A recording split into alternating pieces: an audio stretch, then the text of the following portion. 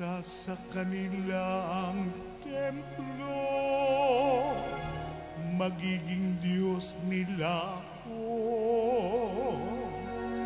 Sila'y magiging bayan ko.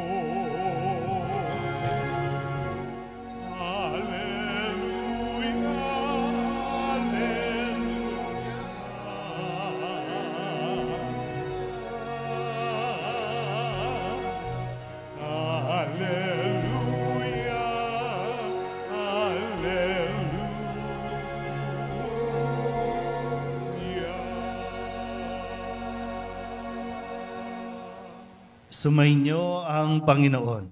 At sumainyo rin. Ang mabuting balita ng Panginoon ayon kay San Juan. Papuri sa iyo, Panginoon.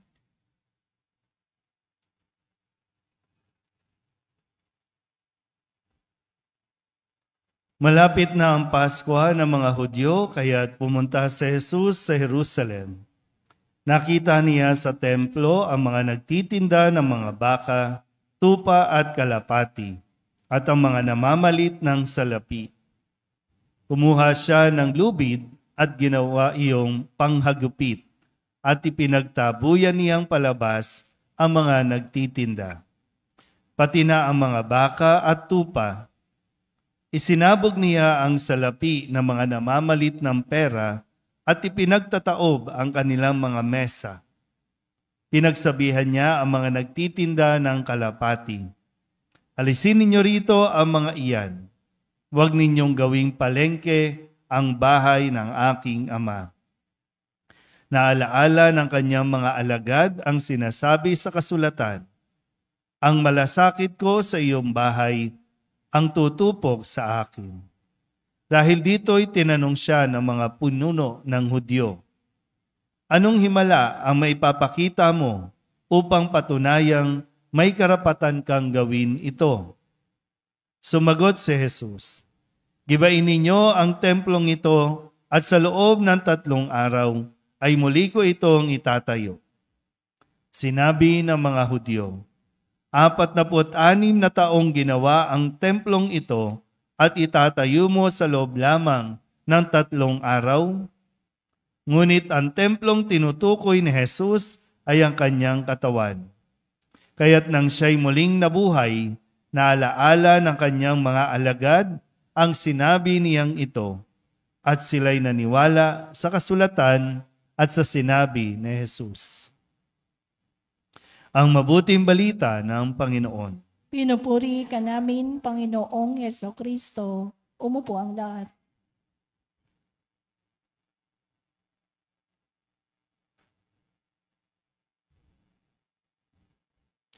Isang magandang gabi po sa inyong lahat. Pakibati ang katabi ng magandang gabi. Magandang gabi sa mga nasa orchestra dyan. Kaway naman kayo. Yan. At nasa balcony, kaway naman kayo. Magandang gabi. Magandang gabi rin sa mga nasa barangay na nakakapakinig ng ating banal na misa, sa lahat ng mga nasa tahanan na nagsisimba via online at sa lahat ng nasa abroad. Kasama kayo sa aming banal na pagdiriwang dito sa ating parokya. Ngayong araw na ito, ipinagdiriwang natin ang kapistahan ng pagtatalaga sa Katedral ng Maynila. Kaya naman, ang ating mga pagbasa sa araw na ito ay tumutukoy sa kung ano ang isang templo o kung ano ang isang simbahan. Sabihin nyo nga po, templo. 2 bagay ang tinuturo sa atin ng ating mga pagbasa kung ano ang isang templo. Una, ang templo ay isang bahay dalanginan. Sabihin nyo nga po, sa ating unang pagbasa, ipinakita ni Haring Solomon kung paano naging bahay dalanginan ang templo. Pumunta siya sa isang templo at dooy nanalangin. Doon nagpuri sa Diyos. ganyan ang isang templo.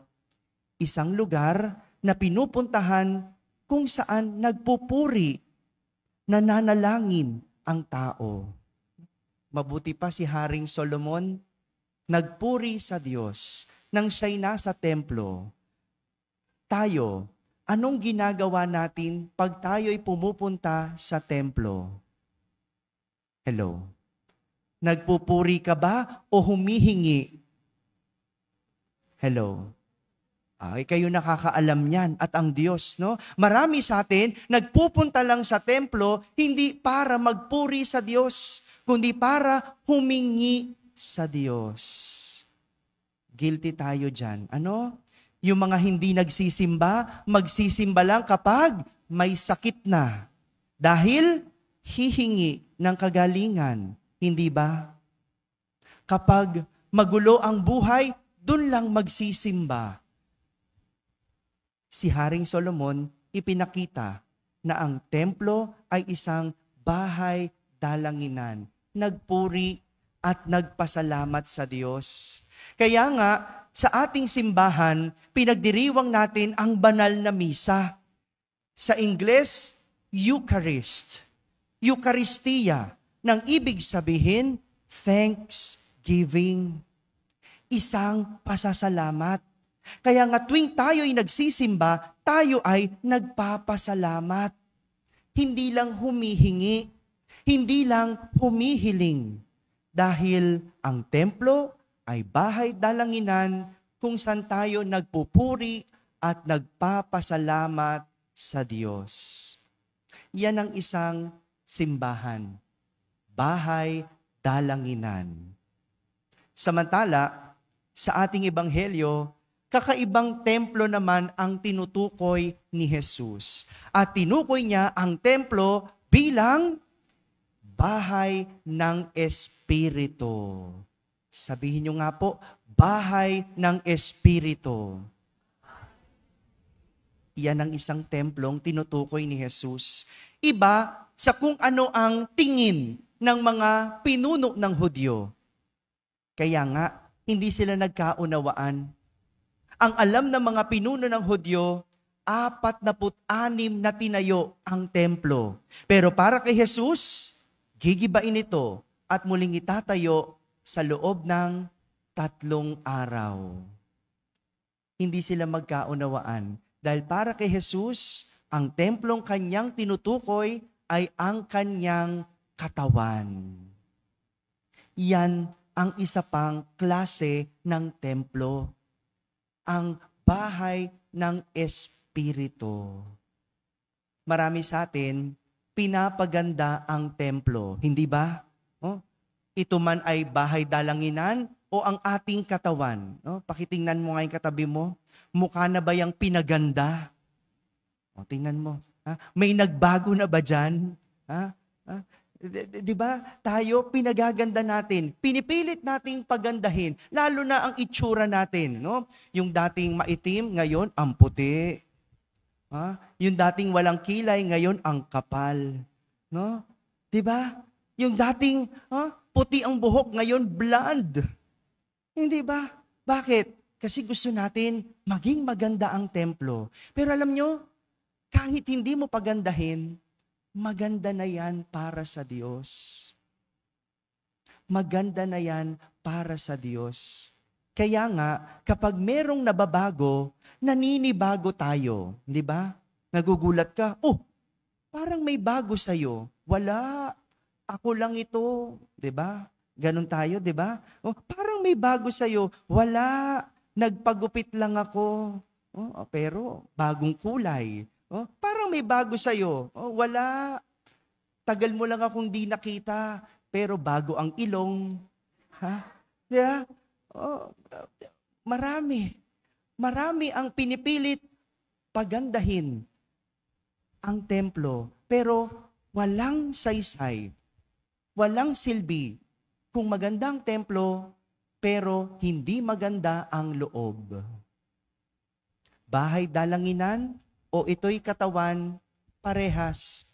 Anumang ganda ng labas, kung hindi maganda ang loob, wala itong kwenta. itong ating maliit na simbahan. Ang cute-cute. Ano po? No? Extended, no? May balcony tayo pero labas lang naman 'yon, no? 'Di ba? Ang dami pang gamo-gamo. Ano ba ito? Konting tiis na lang, ano, 'di ba? Oh, pero kahit ganito tayo, ang importante ang laman. Ang importante kayo. Ang importante ang mga naglilingkod. Oh, walang silbi ang laki nga ng simbahan. Wala namang nagsisimba. O at least tayo, apaw na apaw, no? 'Di ba? Rinig pa tayo hanggang barangay, no? Dadami yan mamaya pagkainan na. Wala, tuwan-tuwa kayo, no? 'Di ba? No? At ganoon din ang ating katawan. Anong saysay kung ang ganda ng katawan, kung ang kalooban ay marumi?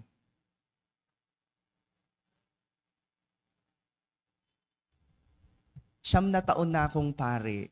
At kung mayroong isang bagay akong natutunan sa aking 9 na taon sa pagkapare, ito yung kapag minahal mo ang simbahan, mamahalin ka niya pabalik. Kapag minahal mo ang simbahan, mamahalin ka niya pabalik. When you love the church, she will love you back. 16 years ago, magkwenta na kayo. 16 years ago, nung ako ay nagsabi sa aking magulang na ako'y papasok ng seminaryo. Nagulat pa. Sabi pa ng tatay ko, paano na pagtanda mo? Sino mag-aalaga sa'yo? Ba't di ka man ligaw? Baka mali ka. Naintindihan ko yun. Kasi ang buhay ng pare, walang asawa. Hindi ba? Tawa-tawa si Tito, no? Alam nito yung history ko di ba? 16 years ago, inaalala kung paano ako pagtanda. Walang pamilya, walang anak. Hindi ba? Pero sa lublob ko, bakit? Pag nag-asawa ba ako, sigurado kong aalagaan ako? Hello? Sa mga may asawa dyan, sagot, inalagaan ba kayo? Ayun lang, di ba? Wala nakakasiguro.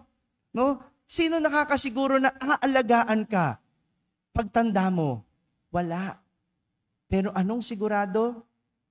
Kapag minahal mo ang simbahan, mamahalin ka nito pabalik. 9 na taon na akong pare, at marami na rin akong kahit papanong napuntahang simbahan. Sa lahat ng napuntahan kong simbahan, kahit papano, may nagmahal naman sa akin. Dito nga no? At least si Ate Mona, kahit ang sungit ko, mahal ako. Asa na yon, no? 'Di ba? Bumati yan no? Binati niya ako, no? Pero sabi niya, I love you, Father, no? At least masasabi ko, no, kahit ang sungit ko, may nagmamahal sa akin dito sa Kamba, at least isa, 'di ba? Pero hindi ko aalalahanin kung ako ay hindi maaalagaan. Hindi trabaho ng aking sekretarya, intayin ako gabi-gabi. Pero kahit ang uwi ko alas 12, no, nag-iintay yan. No? Hindi man niya sinasabing mahal niya ako, pero sisiguraduhin niya bukas ang gate. Sisiguraduhin niya hindi ako bababa ng sasakyan para buksan ang gate. At sisiguraduhin niya isasara niya ang gate. No? Hindi ko alam kung minumura niya ako patalikod, di ba? No? Kasi puyat na siya, pero basta ramdam ko ang pagmamahal niya. No? Si Kuya Buddy, ganon. Busy sa TikTok, pero okay lang yun. Si Kuya Buddy, kahit ganyan, no? Feeling ko, protektado ako. No? Pagka ako nandyan, no? Alam kong hindi ako maaano. Kaya, ganun no? Bakit? Mahalin mo lang ang simbahan. Mamahalin ka niya pabalik. Hindi man ng mga tao, pero sigurado ako, mamahalin ka ng simbahan. At yung mga naglapastangan sa simbahan, tignan mo, may kinalagyan. Lahat ng naglapastangan sa simbahan, may kinalagyan. Hindi pinarusahan ng Diyos. Dahil hindi ugali ng Diyos magparusa. Anong ginawa? Tinuruan ng aral. Isang aral na hindi nila malilimutan. Tingnan mo siya ngayon, no? Nasaan siya ngayon? Nagpapahinga sa ibang bansa, sa the Netherlands. I hope matuto siya sa aral. Mga kapatid, ang templo ay bahay dalanginan at bahay ng Espiritu. Kaya nararapat itong irespeto. Mahalin mo ang simbahan at mamahalin ka nito pabalik. Ang mga naglapastangan, sigurado, tuturuan ng aral. Amen. Amen.